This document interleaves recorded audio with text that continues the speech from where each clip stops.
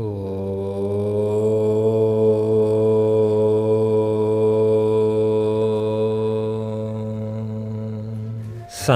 धर्म नया है या पुराना?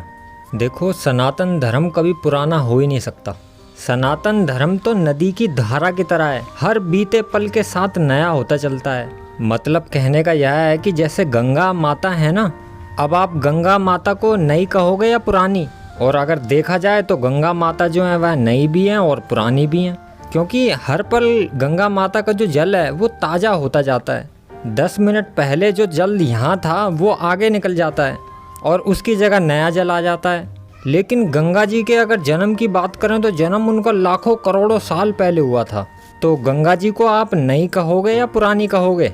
देखो, सनातन धर्म जो है वह प्रगतिशील धर्म है। यह धर्म पुराना होते हुए भी नया होता चला जाता है।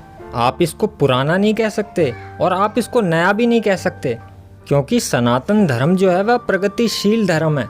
और प्रगति करने के लिए यही चाहिए कि रुको मत, चलते रहो, क्योंकि रुकने से सड़ांध पैदा हो जाती है, सड़ जाता है। जैसे आपने देखा होगा, रुका हुआ जल जो है वह सड़ जाता है, उसमें सड़ांध आने लग जाती है। लेकिन चलता हुआ जल जो चल रहा हो, बह रहा हो, वह जल कभी नहीं सड़ता, वह हमेशा नया होता रहता है। चलते हुए जल में कभी भी सड़ांध नहीं होती है, वह हमेशा निरंतर हर पल नया होता चलता है।